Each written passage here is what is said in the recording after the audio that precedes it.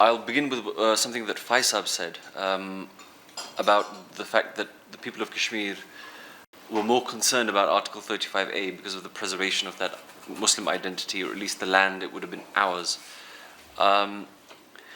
In my opinion, look, we're in IPS. It's a think tank. We should be discussing ideas. Even if my ideas are wrong, at least let's discuss them and find out that maybe there are alternative opinions. We can formulate a different strategy, or even understand. Our understanding can be more matured. In my opinion, and I hope that I'm wrong. I really hope that I'm wrong. I don't think that India is going to reverse the actions of 370 and 35A. Simply because the mechanisms that they had to use, the effort that was put in, the diplomacy that they had to engage to get this done was so monumentous that it would be even more monumentous to get it reversed, and it would be akin to putting black soot on their face. I think in Urdu you say "Kisi ka chehra kala karna." Is that a thing? Right? So it would be a humiliation for them. They're not going to bring it back, in my opinion. They may give some kind of piecemeal, something they may give, but it's not going to come back. If we think that we're going to be able to somehow protect our Muslim identity, we're going to protect our land, I don't think it's going to happen. May Allah prove me wrong. If that's the case, then what? That's the real question. That what do we do next? Public policy. I wrote a few things down. You know, the importance of public policy and narrative building, and in today's day and age, particularly in the digital age, social media and whatnot, it's the war of perception and the war of optics. In Urdu, jo dikhta hai, wahi bikta hai. So when we go to power corridors and we go to people in think tanks and we go to people in the media, we have to sell them a story. I mean, that is exactly how the media works. You have to literally sell them a story. And how that story is presented with a ribbon and bow, what colors you're using, what font you're using, what graphics you're using, everything matters. The content matters. The presentation matters. Everything in its entirety matters. And day by day, there are generations that are growing up understanding politics, economics, geopolitical strategy very differently to what maybe I used to. You know, I'm probably younger than I should be on this table, at this round table. But if the next generation aren't able to relate to me, they certainly, and I say this with the greatest respect, they're definitely not going to be able to relate to you. And I'm saying this with respect, and I'm saying this only because that we're lacking in engaging the next generation. And I don't mean just necessarily in Pakistan, but internationally. And I'll give you, in closing, some small examples.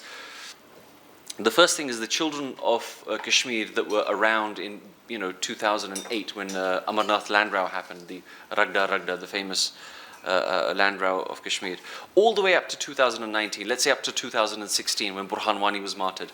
That generation of Kashmiris today are either in jail or they've left Kashmir for further education or career or whatever. So this new generation from 2016 onwards, what have they seen? And what have they been, when I mean what have they seen, I mean what have they been forced to see in terms of Indian cinema, in terms of Indian culture, in terms of Indian history, which I'll mix with the Indian mythology. Today, the result of that is what we're seeing today. If you're seeing elections in Kashmir and you're seeing a higher turnout than normal, also see the age bracket of those people.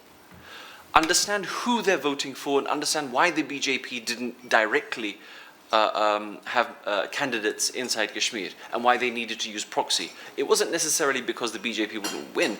Everybody knows who these proxies are. Everybody knows that these are proxies of the BJP. But these people are more palatable to a younger generation.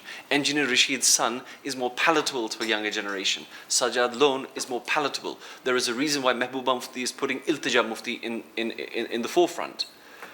We really need to understand the dynamics of what India is using and not, and I hate to say this, not become so obsessed with trying to create a reactionary approach, and understand that India is giving you a blueprint. They have been giving you blueprints for years. We just need to be able to accept it, understand it, and fight against it immediately. In closing, when I was talking about optics and whatnot, So Hamas is more palatable to the Western audience, and it may be surprising to hear for people inside Pakistan. Hamas is more palatable now. And I'm not saying that people are endorsing them, I'm saying that people are able to tolerate that argument.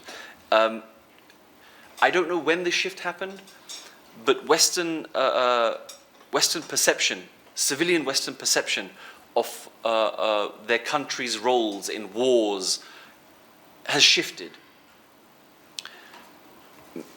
The Russian aggression in Ukraine, the way that the international community and everybody in the world was on the side of the Ukrainians, now I'm telling you, at least in the United Kingdom where I'm living in Europe, people aren't siding with the Ukrainians anymore. They're understanding that there is something afoot, there is something not quite right, there is some dal mein kuch kala hai. This doesn't make sense.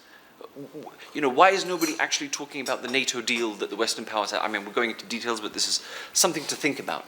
That when Western nations that are committing atrocities and committing war crimes and committing whatever they're doing, and their people are not tolerating that, and the people are not believing those narratives anymore, Pakistan doesn't need to be afraid of telling the truth in its entirety. Kashmiris don't need to be afraid in telling the reality in its fullness.